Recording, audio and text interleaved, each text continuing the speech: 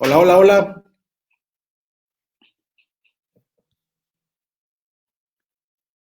¿Qué tal? Muy buenas noches. Estoy esperando a ver que se conecten algunos. Voy a checar que ya estemos en vivo.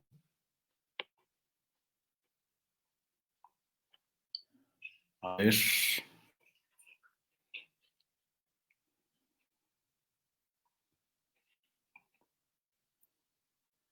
me parece que ya estamos. Hola, ¿qué tal? Muy buenas noches. Gracias a todos los que se están conectando en una noche más de Cineclub. Gracias por acompañarnos en este lunes lluvioso en la ciudad de Toluca. Supongo que en algunos estados también ha estado frío y lluvioso. Les agradecemos que se conecten como todos los lunes a platicar un ratito sobre cine, sobre psicoanálisis, sobre algunas preguntas, algunas cuestiones y dudas que se nos van surgiendo conforme vamos avanzando en este cineclub. El día de hoy me da muchísimo gusto presentar a un gran amigo. Nos acompaña el maestro José Antonio Oregel desde la ciudad de Morelia, Michoacán, a quien agradezco mucho que haya aceptado nuestra invitación. Se los voy a presentar. Denme un segundito. Hola, ¿qué tal, mi estimado José Antonio? Hola, ¿qué tal, Daniel? ¿Cómo estás? ¿Todo, Muy todo bien, bien? ¿Ya muchas estamos gracias. en vivo? Ya estamos en vivo. Bien, bien. Pues listos, ¿no? Pues Para arrancar un poco de... antes que nada quería agradecerte la invitación que te hicimos, que aceptaste estar con nosotros hoy en este lunes de Cineclub. Muchas gracias por aceptar y que sepas que Casa Lef es tu casa para lo que tú necesites. No, pues al contrario, pues muchas gracias a ti por tomarnos en cuenta acá y la verdad es que hacer más ameno, ¿no? Este encierro que todavía sigue y Sí, pues claro, pues, a pues darle, ¿no? ha sido complejo, ha sido difícil para todos, pero exactamente esas actividades nos han ayudado a acercarnos un poquito más entre nosotros, a crear ideas, a compartir proyectos y bueno, hoy estás acá con nosotros acompañándonos un poquito con esta película que nos compartías de Viva la Muerte. ¿Qué hay con Viva la Muerte, mi estimado José Antonio Orgel? Pues mira, bueno, en principio pues es una película surrealista, ¿no? En realidad, bueno, Fernando de Arrabal, pues es un personaje que particularmente me gusta, ¿no? Me llama la atención por el trabajo que tiene. Él no solamente se dedica al cine, sino también es dramaturgo, ¿no? Es poeta y novelista. Entonces tiene un sentido me parece es muy sensible, ¿no? Frente a ciertos fenómenos. Y además, pues bueno, también participó como en una especie de movimiento pánico al lado de Alejandro Jodorowsky, ¿no? Que es creo que un poco más famoso, antes un poco más denso, ahora ya, no quisiera hablar sobre eso, pero bueno, finalmente tiene un sentido como del humor, como de la fantasía, ¿no? Como de la realidad humana, parecido al psicoanálisis. O sea, me pareció a mí que creo que vale la pena compartirlo porque tiene mucho que aportar también al psicoanálisis, ya que, bueno, este personaje toma en cuenta el azar, ¿no? La indeterminación, la confusión y la ambigüedad, ¿no? Entre lo que es la fantasía y la realidad, ¿no? Este asunto de los surrealistas. Entonces me llamó mucho la atención. Viva la Muerte, pues es la primera obra, ¿no? Ya montada en el cine, ¿no? Por parte de Fernando Arrabal. Es una película incluso a veces complicada de conseguir. O sea, por ahí me preguntaban que dónde la ubicaban y eso, pero creo que no es tan sencillo. Es un cine un poco complicado, pero me parece que vale mucho la pena, ¿no? Bien, eso es en relación a Arrabal, ¿no? Ya específicamente en cuestión de la película, pues es la historia, parece ser que es una autobiografía, ¿no? Nada más que es muy al estilo como de Roma, muy al estilo como la de Pasión y Gloria, donde el autor pues lo que hace es compartirnos algunas vivencias, recuerdos, ¿no? Y finalmente es como una reconstrucción. No hay nada fidedigno, pero lo que sí hay son muchas escenas que nos llevan como a la esencia, ¿no? De lo que fue la Guerra Civil Española.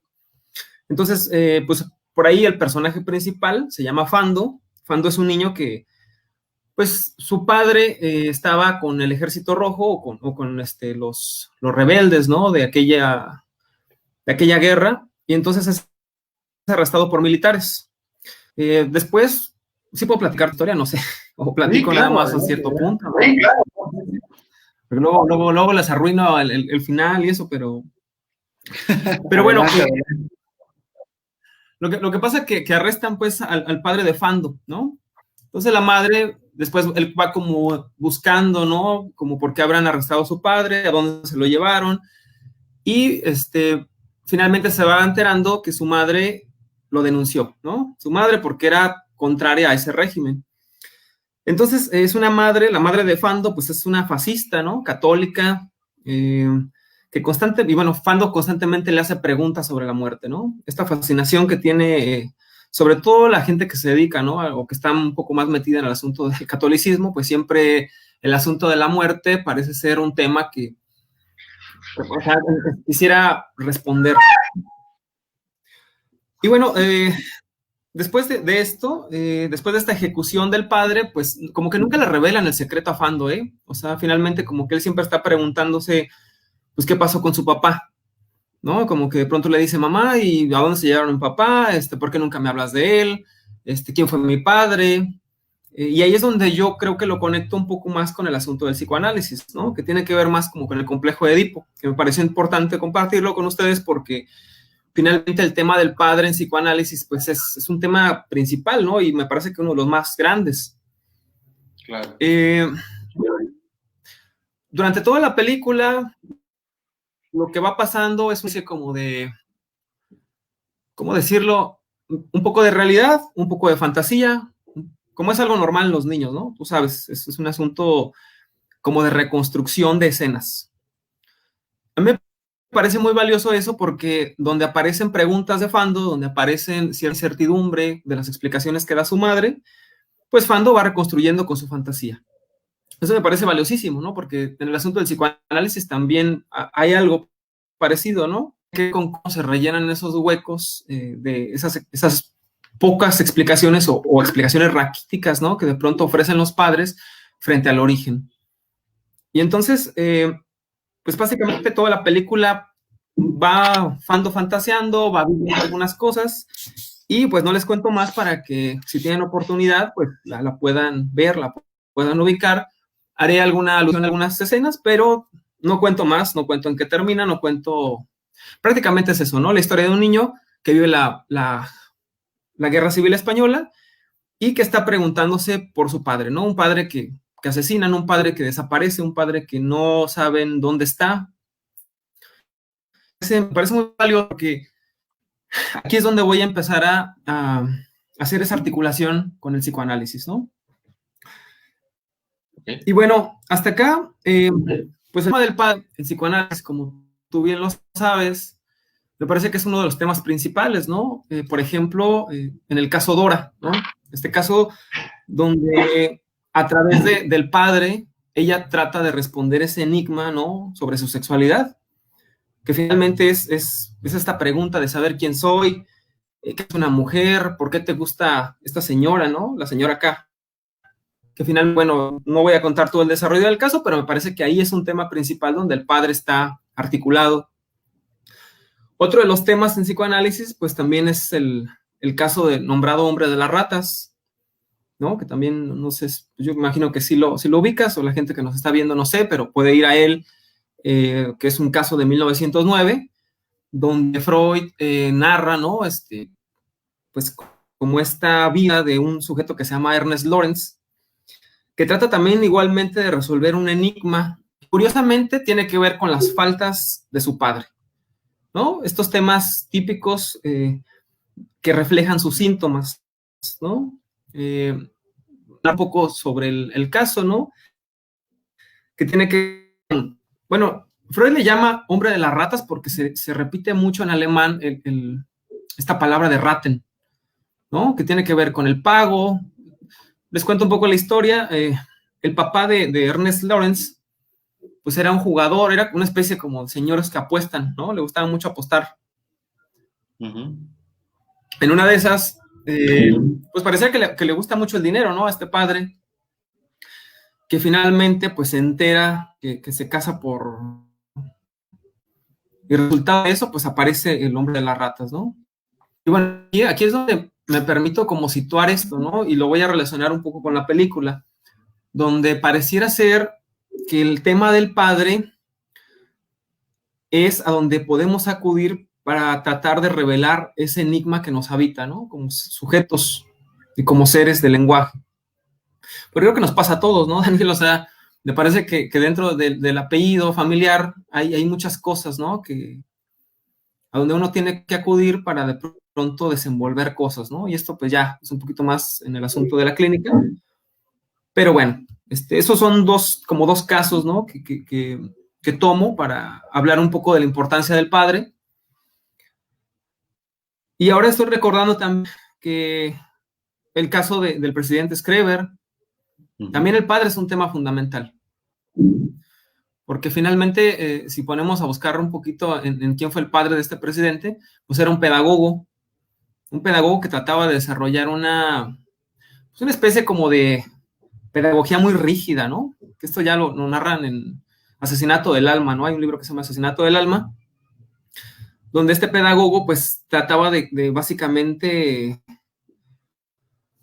pues tener un método educativo súper totalitario, ¿no? Donde no hubiera falta, donde no hubiera, pues básicamente eso, y ahí podemos encontrar en Schreber, en su delirio, también muchos elementos que tienen que ver con eso, ¿no? Otra cosa también para asustar, pues es que Gottlieb, ¿no? Su padre se llamaba Daniel Gottlieb, y Gottlieb suena un poco como amor a padre, amor a Dios, perdón, pero padre Dios, bueno, pues su padre era como Dios, ¿no?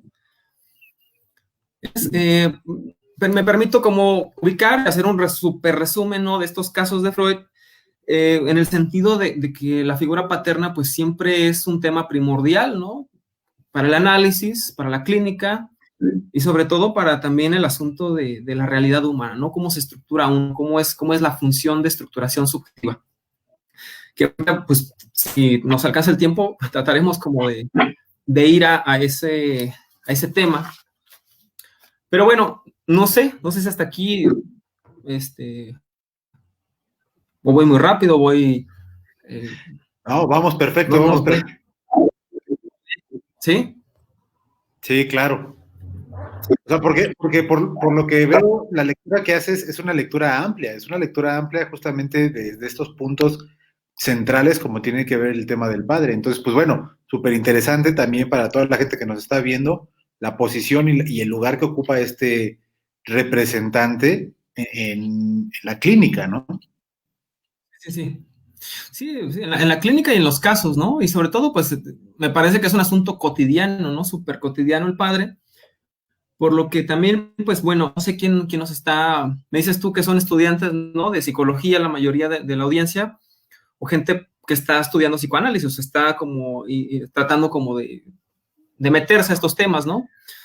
Me permito como hablar de este asunto del padre, ¿no? Referido a la película de Viva la Muerte, porque precisamente, bueno, ya sea al final, ahorita no me voy a referir como a ninguna bibliografía, ¿eh? O sea, y también lo que voy a decir es una especie de lectura que he tenido a partir de varios textos. Entonces, pues para empezar, por ejemplo, Freud nunca nos habló no hay un texto del Edipo.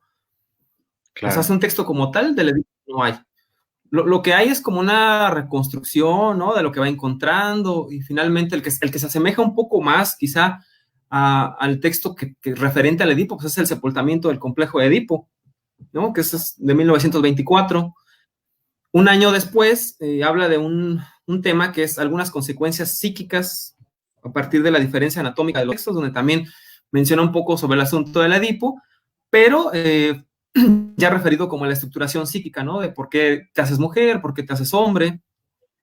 Y ya un poco más tarde, en 1931, también hay menciones sobre la sexualidad femenina, ¿no? En el camino también hay otras menciones, ¿no? Pero finalmente no hay un texto como tal del Edipo, ¿no? O sea, no hay un desarrollo así como lo podemos encontrar en algunos libros que son lectores de Freud, y no sé cómo hacen, pero pareciera que hacen como así, casi etapas, ¿no?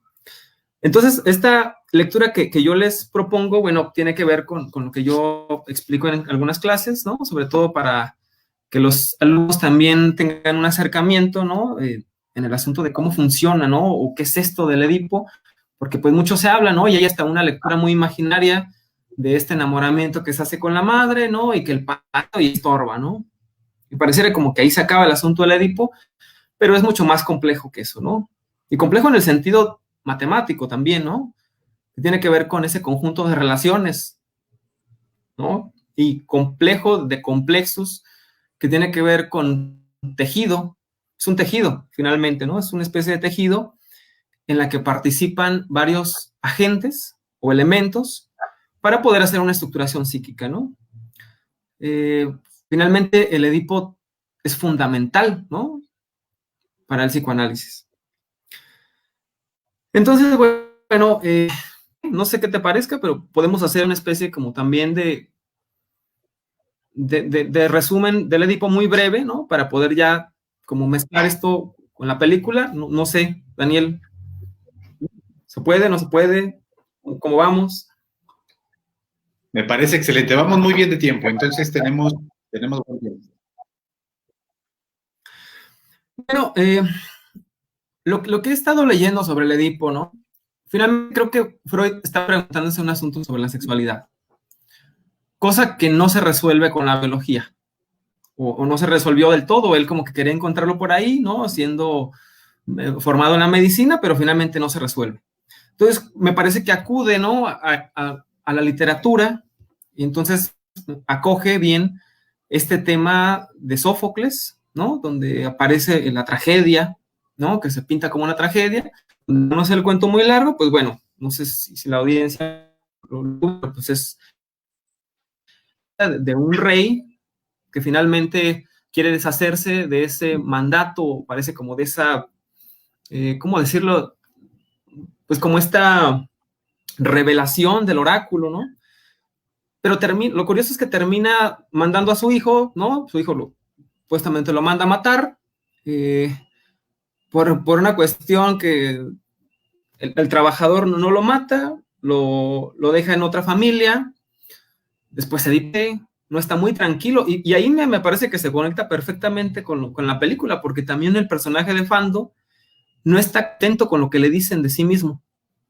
Tiene que ver con un asunto del origen, ¿no? Yo creo que eso nos interpela a cada uno, ¿no? Hay otro texto también de Freud, que es de 1908, que se llama Novela familiar del neurótico, donde dice algo parecido a esto, ¿no? Dice que uno de niño va creciendo en el desarrollo intelectual y finalmente no está contento como con lo que le dicen sus padres y tampoco como, o sea, como que empieza a compararlo con otras familias y pareciera que no le gusta, le agrada, y entonces comienza a ser como una especie de búsqueda. Bueno, este tema de Sófocles, pues bueno, lo toma Freud, donde intenta dar una especie de explicación a la estructura o a la estructuración subjetiva, ¿no? Que tiene que ver con la sexualidad. Y descubre un poco, también la clínica le iba arrojando como cosas, ¿no? Hay una también separación de esta teoría que tenía sobre el trauma, ¿no? Al principio pues pensaba que había muchos perversos, ¿no? Padres perversos que abusaban de sus hijos.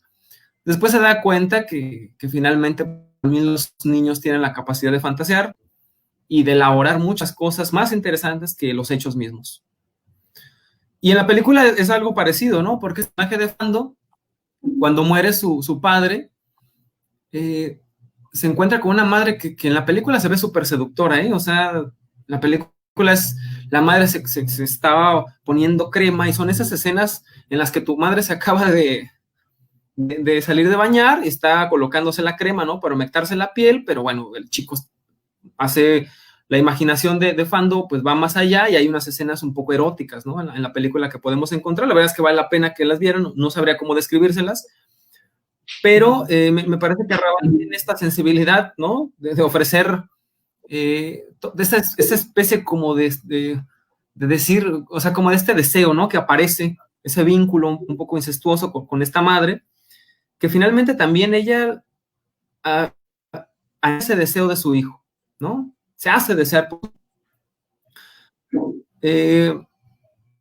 Y bueno, lo que presenta pues Freud, ¿no? En esto del complejo de Edipo, es que representa al padre, ese padre que representa la ley, el orden, el límite, quien instaura una doble prohibición al incesto y ofrece sus dones, ¿no? Por otro lado, pues también hay una figura representada por la madre y otra figura representada por el hijo, ¿no? Esta es una lectura inclusive hasta muy imaginaria, ¿no? Estoy haciéndolo, pero me parece que también en Freud hay algo como de imaginario, ¿no? Como de que él sí pensaba quizá en un primer momento que pues había el papá y la mamá, ¿no? Y participaban en esto. Y eso le lleva a pensar, pues bueno, que el primer objeto de amor pues es la madre, después aparece como una especie de desencanto, ¿no? Que eso tiene una incidencia distinta dependiendo del sexo, o dependiendo, ahora sí tiene que ver con el asunto de si hay o no tiene, porque para el niño hay un temor que le llama Freud castración o temor a la castración. Entonces, de tanto que quería a su madre, se da cuenta que no tiene algo y eso le asusta, ¿no? Le pone a temblar al niño porque el niño entonces dice, me lo van a cortar, lo voy a perder, y empieza como a elaborar también fantasías, ¿no? A decir, bueno, ¿qué habrá pasado con ese falo de mi madre? En la niña pasa algo similar, simplemente que la niña no se asusta, la niña más bien como que surge una especie de reproche y dice, pero madre, ¿por qué me hiciste niña? ¿No? Una especie que bueno, Freud le llama envidia de pena. Y tal que, bueno, esto tiene consecuencias para la estructuración, ¿no? Posterior a esto, pues ya van más ligados como esta figura paterna, y esta figura paterna, bueno, va en dos sentidos. Se identifican con él, pero son procesos un poco distintos, ¿no? Hay 3 resoluciones posibles. Estoy hablando de este texto de diferencias, como consecuencias psíquicas a partir de la diferencia anatómica, donde la resolución de la niña pues puede ser esta chica que se aísla, ¿no? Que dice que yo no quiero saber más de la sexualidad. Esta otra chica que anhela ser madre, ¿no? Que hay como una promesa de que en algún momento va a estar con un falo. Y esta otra salida que tiene que ver con esta mujer que dice, yo voy a identificar virilmente, ¿no? Y entonces, pues, ¿cómo decirlo? Pues se le llama identificación viril Freud, ¿no? Entonces, hasta aquí me parece muy interesante este asunto porque Lacan le va a dar una vuelta o le va a agregar algunas otras cosas que me parece que para los temas actuales dan más sentido que este complejo de Edipo tal como lo propone Freud, que yo he hecho, ¿no? Porque tengo algunos alumnos en universidad donde me preguntan, bueno, profe, ¿y qué pasa si el niño nace en una incubadora y entonces los papás mueren en un accidente y se inventan unas cosas muy raras que entonces me ponen a pensar a mí? Yo tampoco tengo la respuesta, pero podemos indagar un poco, ¿no? Finalmente creo que con Lacan es posible explicar un poco más cómo se Lacan ya al padre pues como el sujeto de carne y hueso, ni a la madre como a esta señora que hace una serie de pujidos, ¿no? Para poder sacar una vida. Y al niño también no lo ve como un organismo, ¿no? O sea, finalmente hay una reconstrucción, o me parece que hay una lectura como más matemática, o si lo queremos pensar más lógica, que se acota a agentes y ya no a personajes. Entonces me parece muy, muy interesante, ¿no? Ya como lo propone Lacan, y es donde me gustaría como hacer también una especie como de acotación, ¿no? Para ir pensando algunas cosas, sobre todo porque el esquema o la propuesta de Lacan del Edipo resuelve más cosas, o me parece que es más amplia, ¿no? La gama de posibilidades de estructuración. Y que entonces hay preguntas de, bueno, ¿qué pasa si el papá se fue a Estados Unidos cuando nací? Mi papá a veces le llamaba a mi mamá, ¿eso es Edipo, no es Edipo? A mi papá lo metieron a la cárcel, y entonces en la cárcel, ¿qué onda? Desde ahí me daban celos o cómo. Sí, son una serie de preguntas que finalmente en lo cotidiano, pues yo me imagino que son interesantes. Digo, no te pueden resolver todas, pero lo curioso es que en esta película, pues pasa eso, ¿no? A Fando, curiosamente, meten a la cárcel a su padre ya no está más con él, de pronto desaparece de la casa, entonces ahí, ¿qué pasa? ¿Hay una resolución del Edipo? ¿O hay una construcción? ¿O qué es lo que pasa, no? Entonces, bueno, para Lacan me parece que es mucho más rico, pero también, como tú sabes, es más complicado todavía con Lacan rastrear por dónde va el asunto, porque pues también son muchísimos temas, ¿no? Pero bueno, yo la lectura que hice, ¿no? Y que preparé un poco para fines de explicar esta temática, pues les pediría que acudieran al seminario 5, ¿no? Que es el seminario del 55, 56, donde hay varias clases, perdón, del 55 56 es el seminario 3, sobre hablas de la psicología. Y hay algunos temas referidos al padre, ¿no? Que Lacan siempre habla del padre. O sea, no sé, Daniel, pero pues desde el mito individual del neurótico, o sea, me parece que Lacan está hablando, y sobre todo de esta lectura ya nutrida de antropología simbólica, Sí. donde si van a este texto, que es un texto muy chiquito, este texto del mito individual, pues es prácticamente la lectura del caso de Hombre de las Ratas, pero de una manera mucho más estructural. Y que también puede ser interesante, ¿no? Entonces Lacan lo que propone más bien es una operación. Él dice, ¿hay una operación o no hay una operación? Y esta operación, pues es una operación lógica, ¿no? Una operación donde inclusive hasta hay una fórmula, ¿no? Una especie, no sé si has visto, hay una fórmula en el seminario 5, creo, el del 57, donde dice algo así como nombre del padre sobre deseo de la madre, punto, ¿no? Deseo del padre, deseo de la madre sobre significado del sujeto, ¿no? Igual nombre del padre sobre A, sobre falo. Y finalmente, bueno, lo interesante de esto de Lacan es que lo que hace es que explica este asunto que me parece más, ya, o sea, bueno, a mí me gusta más llamarle estructuración subjetiva, pero eso es algo ya particularmente mío, que llamarle Edipo, ¿no?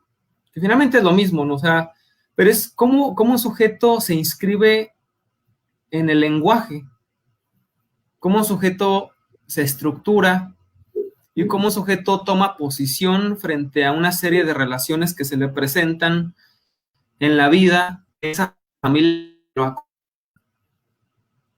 Y que bueno, tiene que ver más o menos como con 3 momentos, que también son un poco complejos, pero para fines pues un poco más de divulgación, pues trataré como de esquematizarlos. Dice Lacan que hay un primer momento imaginario, ¿no? Un primer momento en el que pues la madre es omnipotente, ¿no? O sea, la madre es omnipotente frente al bebé o hacia el infante, ¿no? Porque ni siquiera habla todavía. Pareciera que hay como una especie de simbiosis entre el hijo, ¿no? Y que entonces además está bien contenta porque dice, ya ahora sí con esto que tuve, ya pareciera que ya no necesito nada más, ¿no? Pareciera que colma su deseo, ¿no? Y también el hijo, pues, se encuentra incauto en ese deseo de la madre, ¿no? Yo lo que hago para explicarlo en términos más coloquiales, pues es de que si está un bebé por ahí y la mamá quiere ir a misa, pues agarra al bebé y se lo lleva a misa. Si la mamá quiere bañar al niño, pues lo baña. Si lo quiere alimentar, lo alimenta. Si le quiere pegar, le pega. No sé, cualquier cosa que se le ocurra a la madre en ese momento preciso, pues el niño no tiene la posibilidad como de decir no. Quizá llorar, ¿no? Pero bueno, las madres interpretan el llanto a como quieren, entonces no sabemos bien, bueno, entra dentro del capricho, ¿no? De este deseo caprichoso de la madre, ¿no? Que bueno, que Lacan lo va a referir en 2 momentos, ¿no? Incluso hasta hace como 2, pues me parece que son como metáforas, ¿no? Esto que dice la mamá es como una especie de cocodrilo, ¿no? Que lo que hace es que con sus fauces se quiere comer al niño. Y también dice que el niño es una especie como de vampiro, ¿no? Que entonces lo que hace es parasitar el cuerpo de la madre.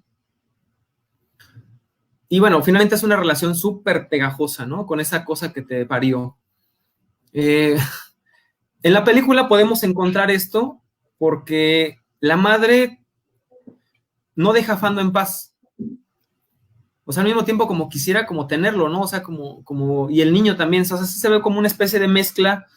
De pronto hay escenas muy raras, ¿eh? O sea, que vale la pena ver, porque hay escenas donde hasta el niño se está como masturbando a la madre, no se masturba como tal, pero bueno, me parece que está como está en un cuarto y el niño está por una rendija así viendo, ¿no? Y agarra una especie como de lagartija y se come la cabeza. Entonces, bueno, hay escenas muy extrañas, ¿no? Pero sí apuntan como a este tratar, ¿no? De penetrar el cuerpo materno, ¿no? Y cuando me refiero a penetrar, tiene que volver al origen. O sea, como volver a adentrarse en el cuerpo materno, ¿no? Y bueno, hasta acá es como este momento imaginario, ¿no? Este momento que tiene que ver como con esta, donde el padre pues no tiene, pues en ese momento sí habrá, el ejemplo que le pongo a los alumnos es que de pronto esté el bebé llorando, ¿no? Y está con la madre aquí muy contento, y llega el padre y hace, ¡mi amor! Empieza a gritar, ¿no? Entonces, pues hay como o sea, se estremece un poco, pero finalmente hay una presencia del padre, pero todavía no tiene una incidencia sobre la relación entre ellos, ¿no? Claro. Ya cuando viene un segundo momento, que Lacan llama simbólico, es donde aparece algo traumático de la inscripción de la palabra del padre. Bueno, cuando me refiero a traumático, me refiero a que es algo también en beneficio de esa relación, ¿no? Porque es como que introduce una discontinuidad, ¿no? Algo que ya como en concordancia. Y bueno, ahí la pregunta es, ¿y qué tal si el padre no está? Bueno, no importa que el padre no esté, alguien que esté por encima de ese deseo materno, que puede ser a veces el abuelo, la cultura, el lenguaje, Dios, no sé. Pero es curioso, ¿no? En algún caso cotidiano, por ejemplo, cuando la mamá va al pediatra, y entonces el pediatra le dice, ¿sabe qué, señora? Tiene que alimentarlo cada 3 horas. No, pero es que yo, no, cada 3 horas. Y ese no, cada 3 horas, le pone un límite a la madre. Va a la escuela y entonces, oye, pero mi hijo no, ¿cómo que no puede, señora? Puede, ¿no? Y el maestro, el sacerdote, no sé, alguien tendrá que estar un poco por encima de ese deseo de la madre, porque si no hay esto, pues bueno, la estructuración subjetiva va por otro lado, no voy a hablar de eso, pero ya iría como por otro lado, ya no se presentaría como una especie de neurosis, pero lo que sí tiene que haber es una especie de inscripción, ¿no? Y entonces eso lo que pasa es que el niño identifica perfectamente que su madre está en falta, ¿no? Que no todas las puede. Y que al no todas poderla, pues entonces también el niño como que descansa un poco, ¿no? Porque descubre que ella tiene otro interés. Y que finalmente a veces puede ser una figura de autoridad y a veces puede ser la madre misma. Que de pronto le dice, mi amor, te quiero mucho, pero tengo que trabajar. Mi amor, me eres muy necesario, pero estoy rezando. Mi amor, sí, espera, voy a ir con... Este padre simbólico pues puede ser soportado por alguien que sostenga la ley o represente la ley, ¿no? Y la madre lo que hace es un movimiento de mostrarle al hijo, ¿no? Que sí es valioso, pero que ella desea algo más, que es una cosa entre muchas que desea, ¿no? Entonces aquí me parece que es importante porque, bueno, esta inscripción puede explicar este asunto de Fando, donde la madre de Fando, pues sí, finalmente tiene a Dios como ese garante que todo puede, que todo sabe.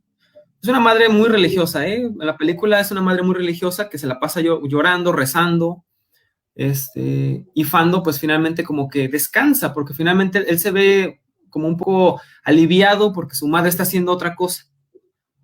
Eso me parece que es fundamental, ¿no? Y la película lo refleja muy bien. Porque la madre muestra que tiene otro interés, tiene otras cosas, inclusive ahí hay un personaje que es el abuelo de Fando, que me parece que también inscribe un poco de este padre simbólico, porque de pronto le dice, ven hijo, vamos a caminar, o ven, acompáñame a cortar cabello, o entonces ese padre simbólico, que finalmente es como el abuelo, parece que tiene un poco de poder y de incidencia, y inserta esta discontinuidad de la que les estoy hablando. Hasta ahí, ¿sí se escucha fluido o se escucha raro? No sé. Excelente. Bien. Bueno, y hay un tercer momento, ¿no? Que Lacan propone, que es el padre real. Realmente es algo bueno, a mí me ha costado un poco de trabajo como tratar como de entenderlo y más como de tratar de transmitirlo, ¿no? Pero para eso, bueno, me parece que es un padre más humanizado que transmite un deseo. Y van a decir, bueno, ¿eso qué Dios significa, no, Antonio? Pues como que es un padre humanizado que transmite el testimonio de un deseo, ¿no? Eso suena rarísimo. Y también puedo agregar otra cosa, que es un padre que une el deseo con la ley. Y van a decir todavía más, ¿no? Bueno, ¿cómo que une el deseo con la ley, Antonio? ¿A qué te refieres con eso, no? En un ejemplo muy cotidiano, es un padre que decide y que se responsabiliza. Le muestra al hijo que no todo.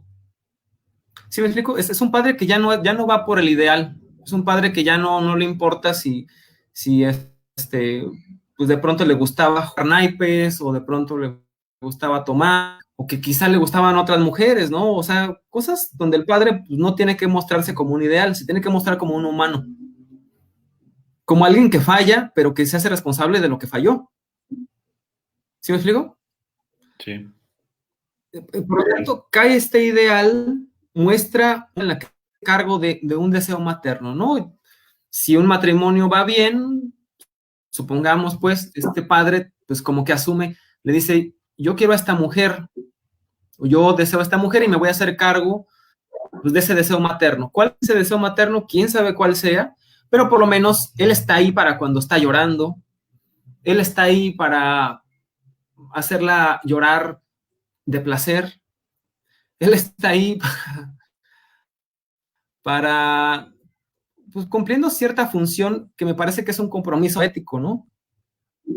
Y también si no quiere estar con esa mujer, bueno, pero también hay una responsabilidad con eso que decide, ¿no? O sea, me parece que aquí es donde el padre muestra esa pasión por la vida y deja de lado el ideal. Por eso un padre que me parece que es más real en el sentido de que es alguien que está advertido y que sabe que no puede todo, pero que finalmente no trata de aparentar otra cosa. Ni siquiera, o sea, más bien como que es donde ya como que entrega cuentas al hijo, ¿no? Así como, ¿sabes qué? Pues yo me separé de tu madre o yo hice eso porque a mí me gusta, cabrón. Porque soy humano. Y tú también eres humano. Y eso descansa mucho al hijo. El hijo se siente bien a gusto porque dice, güey, yo también la puedo cagar algún día, pero en lo que a mí me compete. Pero ¿puedo decir algunas groserías? Perdón, es que luego me emociono. ¿Está bien? Sí, pues yo creo que así se entiende mejor. Sí, hay más. Bueno, finalmente a veces me apasiona también, ¿no? Y bueno, este padre lo que hace es interesante porque te muestra como esa forma en la que se puede elegir un deseo o se puede hacer cargo de un deseo. Cosa que es bien complicada, ¿no? Y que también pasa un poco en el registro de los maestros, ¿no? De pronto uno esperaría que, como siendo maestro, siendo padre, ¿no? Que finalmente es una función, que hubiera como una especie de réplica con los alumnos, ¿no? De entendieron como yo quiero que entiendan, sean como yo quiero que sean, y me parece que no va por ahí el asunto. O sea, ese padre es el que se muestra, que dice, ¿sabes qué?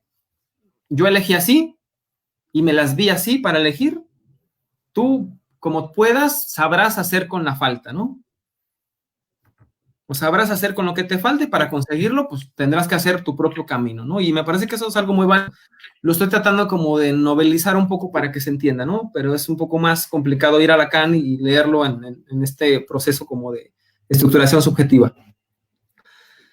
Y bueno, esta operación le permite al hijo elegir, ¿no? Pero advertido de que no todo es posible. Y finalmente por eso es un testimonio vivo, ¿no? De esa apuesta subjetiva frente al deseo. Y bueno, hasta aquí, pues ese es como el asunto de la diferencia entre bueno, otra cosa que se me pasa, ¿no? Que me parece que podrían encontrar, es que Lacan, pues, toma en cuenta una cosa que se llama falo, ¿no?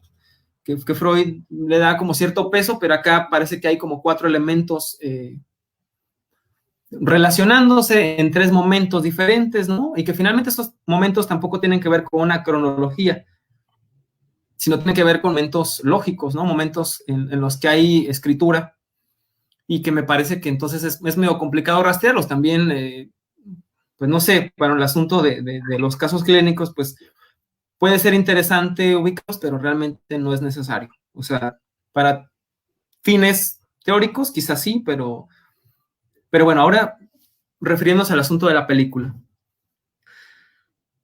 Y bueno, hasta aquí Lacan, pero después hago un salto enorme, porque después ya en el 70 y...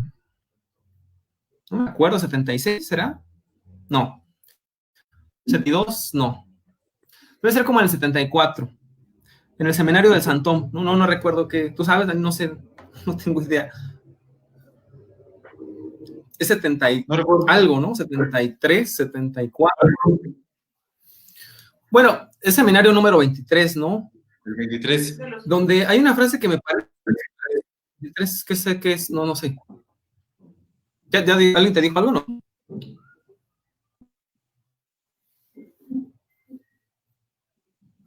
¿No? Bueno, No. quién sabe, que hay que ir a buscar, ¿no? ¿No? Bueno, hay una frase que me parece interesante que dice, hay que servirse del Padre para prescindir de él, ¿no? No sé si creo que sí la has escuchado, ¿no? Pero no sé si la audiencia, y aquí es donde se pone buena la cosa, porque ¿cómo se puede servir del Padre para prescindir de él? ¿No? Es todo un asunto que tiene que ver, me parece, con una resolución de este enigma, de esta invitación a pertenecer a esta cultura, ¿no? O sea, lo que hay es una especie de metáfora, precisamente es una metáfora, una especie de suplencia, una especie de creación, sustitución, que Lacan lo hace pensando en Joyce, ¿no? No veo de la historia de Joyce, era un tipo muy brillante, era un poco flojón, pareciera que descuidaba un poco a... Y lo que hace es grandioso Joyce, ¿no? Porque pues, se hace como una especie de nombre a través de su escritura y su obra, ¿no? Entonces, me parece que aquí está el asunto de hacer una reconquista con ese padre, ¿no? Con esa herencia paterna. Y que ver con hacer una reconquista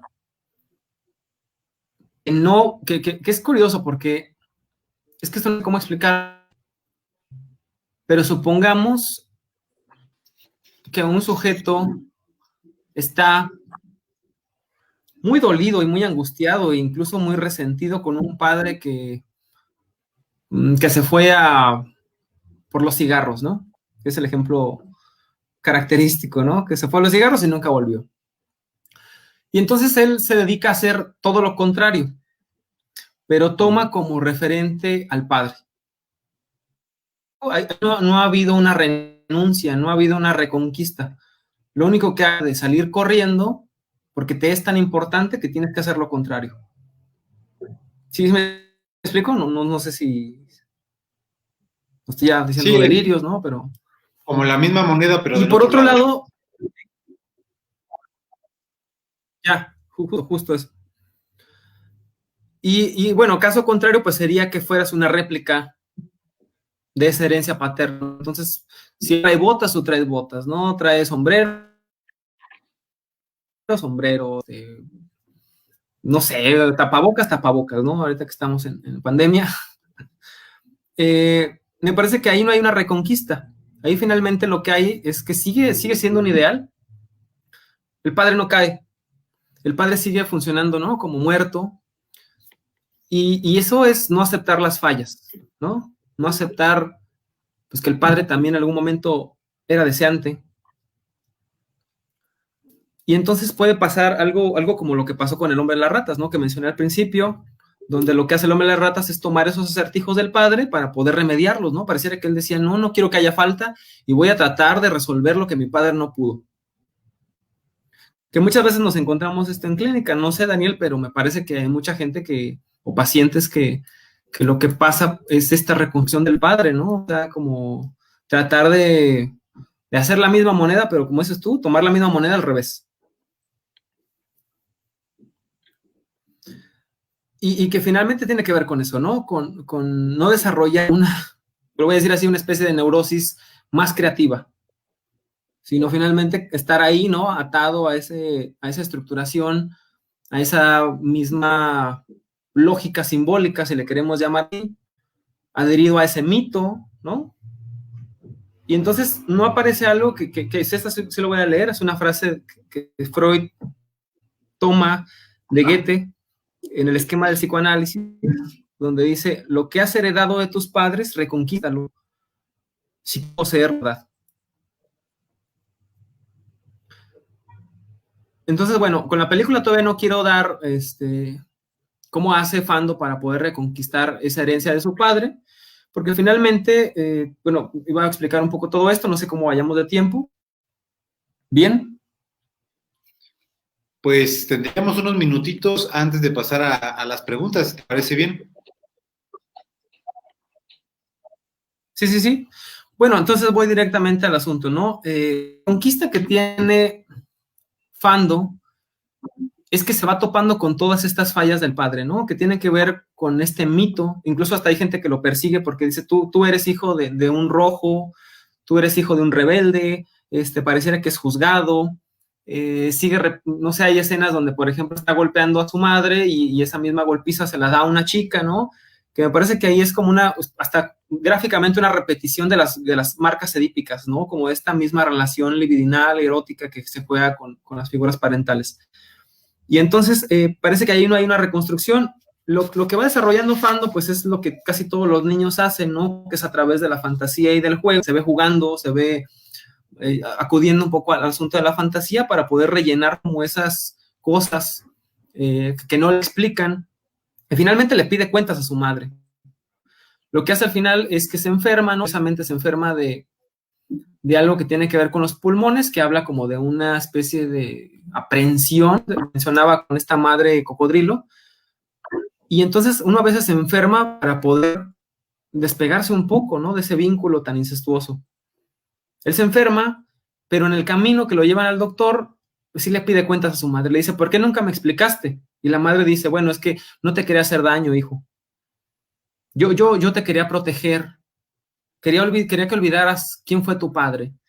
Y en ese quería que olvidaras quién fue tu padre, pues había muchísimas preguntas, ¿no? O sea, finalmente creo que esa no es la vía, el hecho de esconder algo, porque bueno, ya también lo decía Dolto, ¿no? Pues los niños buscan clarificar cosas, explicar, ¿no? Para que no sean menos traumados. Y bueno, es curioso una escena donde ya hay una amiga que tiene, que parece ser como su pareja, no sé, lo saca del hospital y le dice, vamos a buscar a tu padre. Y se lo lleva, pero curiosamente alejado ya de ese deseo majestuoso humano, ¿no? No sé.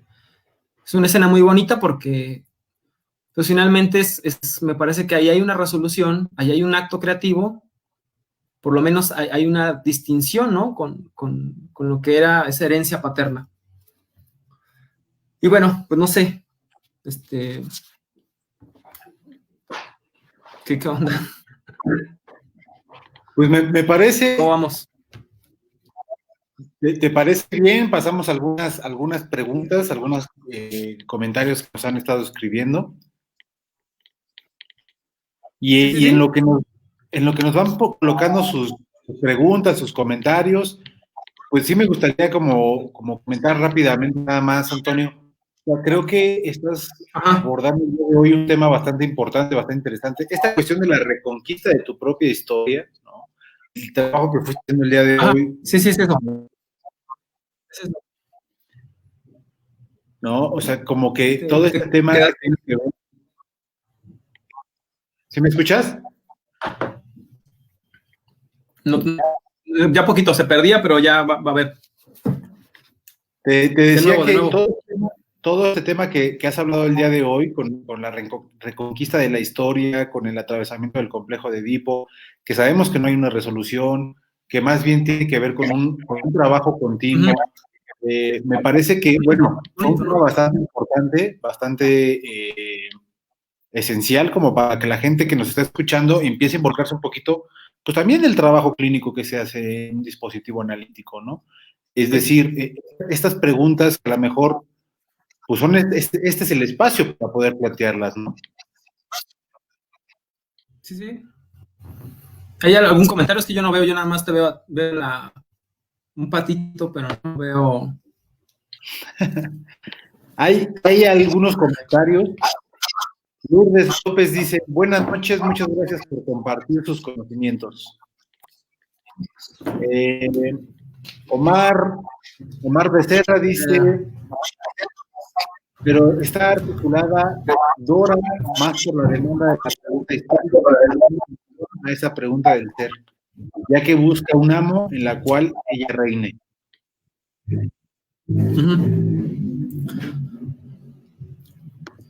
Nos comenta también aquí Omar, dice, ¿Y de cuál padre es importante preguntarse? Eso ya que en Lacan existe dentro de los 3 registros.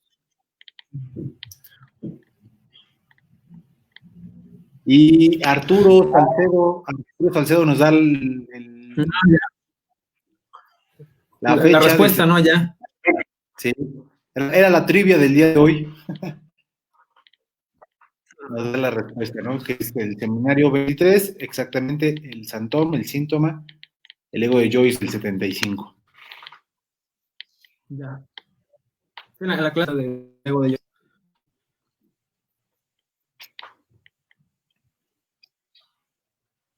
Hasta ahorita son las preguntas. ¿Quieres agregar algo de lo que nos está comentando Omar?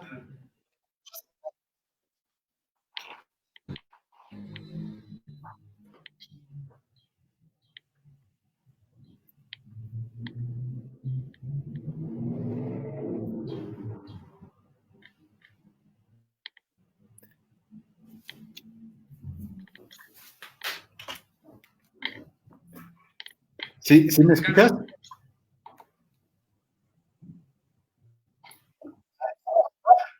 Sí, te escucho. Es una réplica lo que hizo Omar. Sí, es una réplica. No sé si quieres comentarle algo o agregar algo más.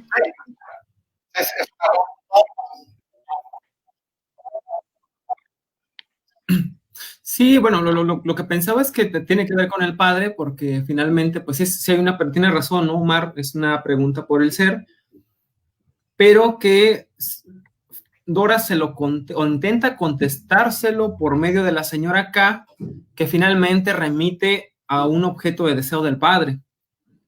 Entonces, sí, me parece que no es directamente con él el asunto, porque se contesta como indirectamente, ¿no? Lo hace a través de la señora K. Ok, aquí tenemos otra pregunta de Rosa Martínez. Dice, ¿los hijos se estructuran por el deseo de los padres? Híjole, pues yo creo que sí, hasta cierto punto. Bueno, la lectura que he hecho, me parece que sí.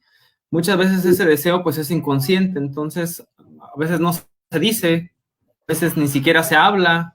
Y me parece que ese tema del que no se habla, pues es presente el que muchos hijos van a decir, ¿no? ¿Por qué mi madre nunca ha hablado de esto? ¿Por qué mi madre nunca me contó esto? Porque esto es otra parte. Pero sí, me parece que esta pregunta que hace Rosa, pues tiene que ver con lo que dice Lacan del deseo, es el deseo del otro. O sea, tiene que haber un deseo de alguien para que pueda haber una creación más bien singular de alguien, pero que no se queda en ese deseo eterno. O de los padres, pues. Ok, muchas gracias Rosa por la pregunta. Y nos pregunta también Arturo Salcedo, dice, al juicio del ponente, ¿cuál es el filme de Fernando Arrabal que consideras tú, Antonio, tiene más elementos de análisis? Bueno, lo contesta Arturo, en este tema, la paternidad, me parece que Viva la Muerte, ¿no? Viva la Muerte pero también hay una película que me encanta de Arrabal, que es Él andaba con un caballo loco, que también tiene muchos elementos. Lo que pasa que Arrabal, y no solo a él, sino esta serie de su que hace no sé, pero por lo menos hace como o sea, sí lee textos, ¿no? Freudianos. Entonces traen como toda esta herencia, ¿no? Hace una lectura un poco más novelesca, ¿no? Porque en la película de Viva la Muerte, pues sí puedes encontrar esta madre seductora, este padre ausente, estos deseos, ¿no? Inclusive hay una escena muy bonita donde la madre se está flagelando porque muere su padre, su propio padre. La madre de Fando se está flagelando, entonces está haciendo como algo así como de, para que perdonen los pecados de mi padre. Y es muy curioso, ¿no? Es como trata ella de remediar estas faltas de su propio padre.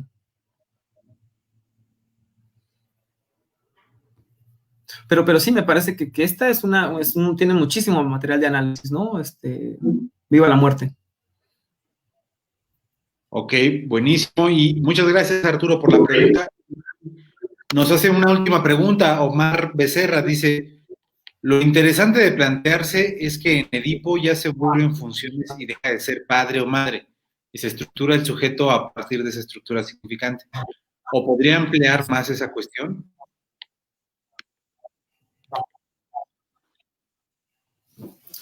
Sí, claro. Bueno, lo que leo más es esta cuestión que, bueno, más o menos introduje al principio, que me parece que con la lectura bueno, también depende de quién la haga, ¿no? Pero bueno, eso es lo que yo pienso, ¿no?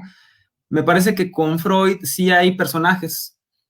Hay personajes donde sí tiene que haber una madre, sí tiene que haber un padre, pero con Lacan, al ser funciones, híjole, se vuelve mucho más interesante porque entonces podríamos hablar incluso hasta de las Kardashian, ¿no? No sé si sabes este asunto de qué pasó con el padre de las Kardashian. No sé si aquí de los que nos esté viendo sabe que se opera y que se vuelve transexual. Entonces, finalmente hasta entraríamos ya como en temas de si puede haber una crianza entre homosexuales, ¿no?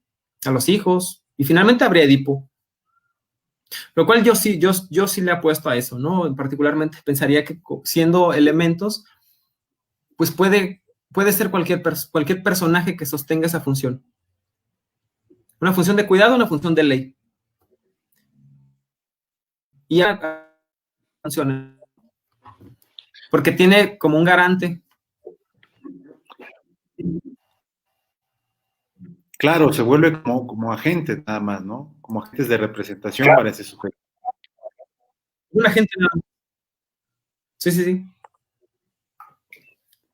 Ok, pues Antonio, estamos sobre tiempo, estamos a punto de terminar el Cineclub del día de hoy, pero no quiero dejar pasar la oportunidad también para que nos platiques algunas cosas que estás haciendo actualmente, algún curso, seminario que estés impartiendo.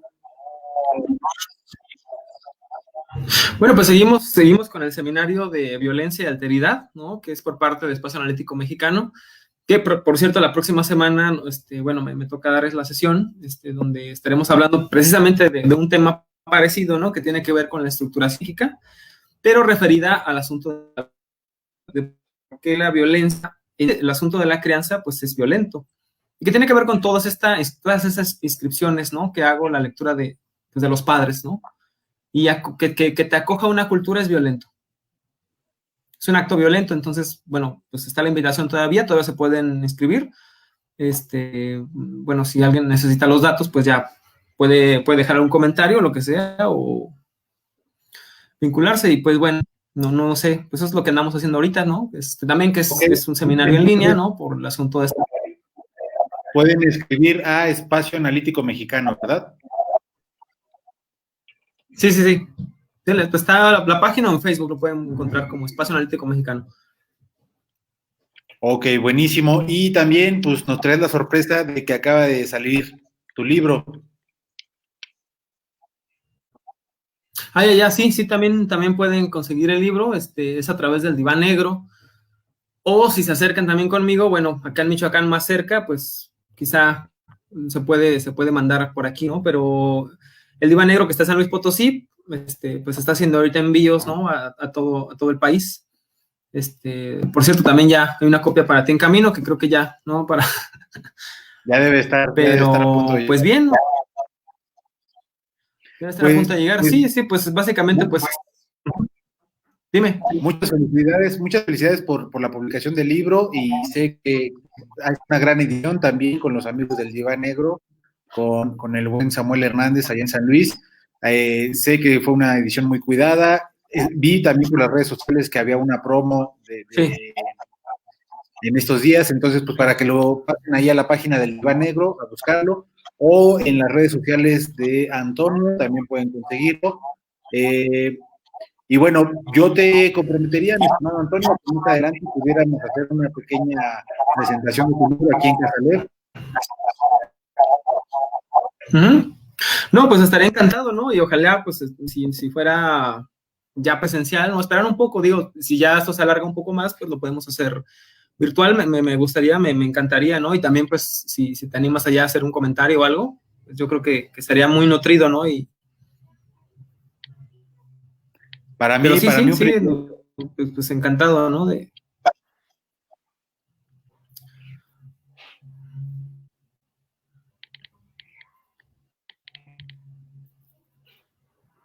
Mi estimado Antonio, entonces, pues bueno, nos quedamos, sí. nos quedamos justamente con esta parte que nos dejas pensando un montón de cosas en torno al Edipo, al surrealismo y su relación también con toda esta cuestión del psicoanálisis. Pues me pregunta que cómo se llama el libro, que cómo se llama tu libro, José Antonio. Se llama La Dirección Poética de la Cura. Es este que está acá. A ver, ahorita lo ponemos. No, la poética de la cura en psicoanálisis, del diván negro, de Antonio Oregel. Sí. Antonio, muchas gracias, muchos años de conocernos, siempre es un gusto platicar contigo. Casa Aleph es tu casa, siempre serás bienvenido a estos espacios. Vale, no, pues te agradezco por la invitación y también pues ojalá sigan pues más comentarios y más, ¿cómo se dice? Más estas Cineclub, ¿no? Me parece que este proyecto que tienes pues también es muy interesante, ¿no? Está abriendo las posibilidades de pasarla en casa y de hacer más llevadero ¿no? Y esta cuarentena. Y me parece muy interesante, ¿no? No sé, pues ojalá veamos más actividades también. Y gracias por invitarme. Pues muchas gracias a todos los que conectaron en esta noche de Cineclub. La próxima semana, el próximo lunes, estará con nosotros José Eduardo Tapan, regresa con nosotros para hablar de la película Persona de Bergman. Entonces, pues también los esperamos el próximo lunes. Muchas gracias a todos. José Antonio, muchas gracias, un abrazo, que descansen. Nos vemos el próximo lunes.